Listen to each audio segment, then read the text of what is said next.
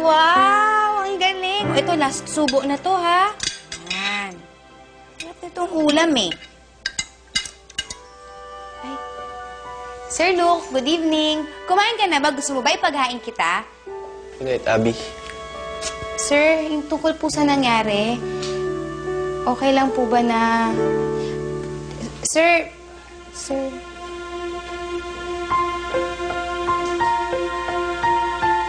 Alam mo yung kuya mo, manang-mana sa daddy mo. Nabanggit pa kaya ni Ma'am Stephanie.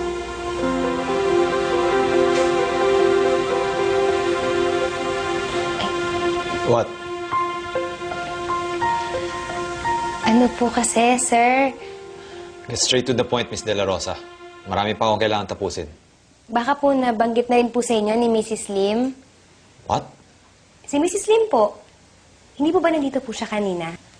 Hindi pa po ba kayo nakapag-usap? Siguro umalis na po siya, no? Naisip ko po kasi na mas maganda na siya na lang po yung magsabi sa inyo. Total, siya naman po kasi yung nanay. Gusto ko lang po sabihin na dumating na po si Sir Luke. Baka gusto niyo na po siyang kausapin ni Mrs. Lim. Get out. Ho? I said get out!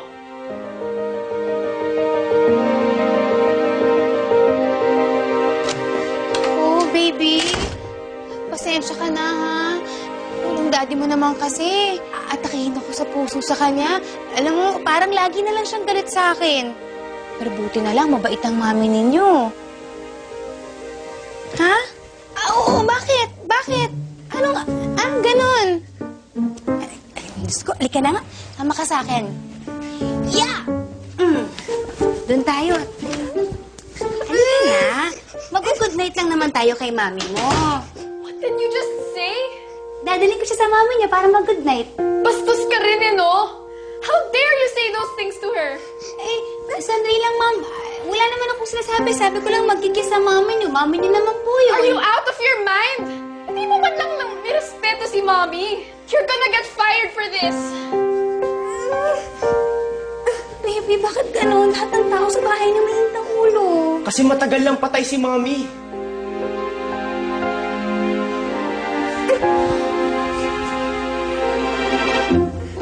Baby, bakit hindi mo sinabi sa akin? Patay na pala yung mami ninyo.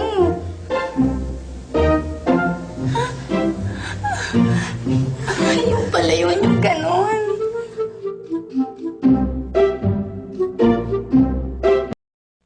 Alam mo, Maya, may 5 taon na rin naman ang nakalipas nung mangyari yun. Wala pa nga kamalay-malay si Abigail nun eh.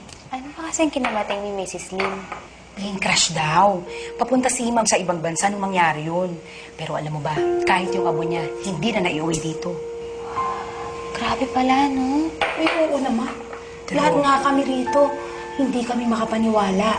At si Sir, ayaw na ayaw niyang pag-uusapan ng mga nangyari. Pati nga sa mga bata, kapag naririnig niya, nagagalit siya eh. Ha? Bakit ganun? Nanay naman nila yun eh. Oo, siguro, para pare-pareho na silang hindi malungkot. Kasi ang tagal nila bago nakarecover. Ano ka ba, Sabel? Ang tingin ko kay Sir, hanggang ngayon nagluluksa pa rin.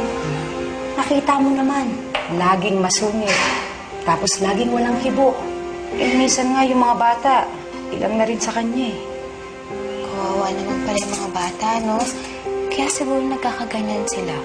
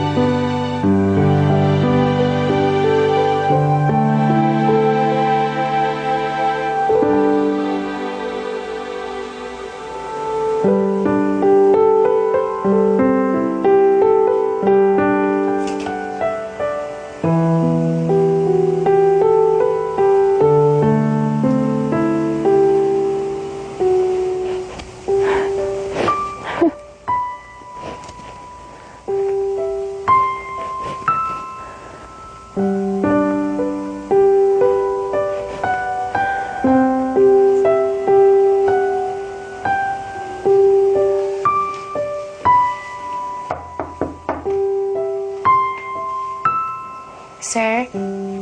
pwede po ba kayo makausap?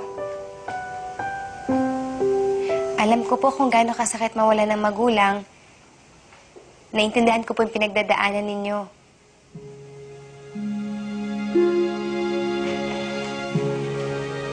Sige po.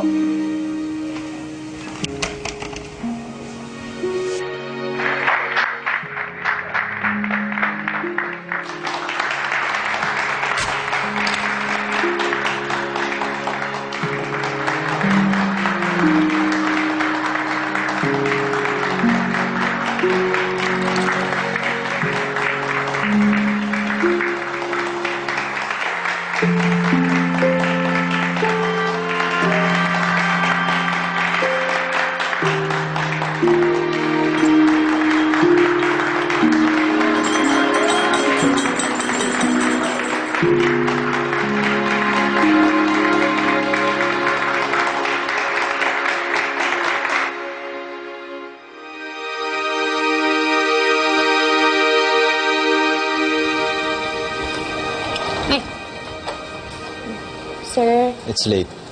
Anong kailangan mo? sir, gusto ko lang po sanang humingi ng pasensya. Sorry po talaga. Hindi ko naman po alam na matagal na patay yung... Sorry po, sir. Hindi na po talaga mauulit.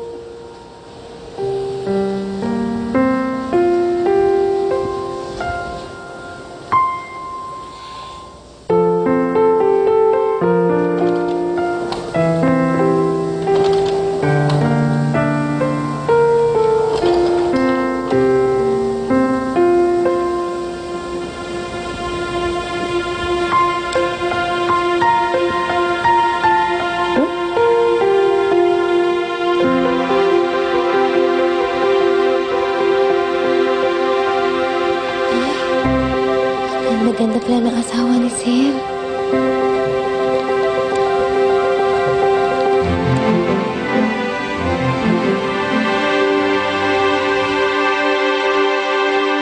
Gusto mo itong puntahan? Sige, bukas. May ikot-ikot to. Magsisimula na ako ng klase. Sige po. Mas okay mag-sound trip kesa mag-away. Patayin mo yung cellphone. Bakit? Bawal yan dito. Bakit bawal? Sir, gusto daw po sana pumunta dyan ni Abby. Okay. Pasama kay Jo. Maya, kunin ko na rin number mo. Para mag-text kita. Sir, text mate na tayo?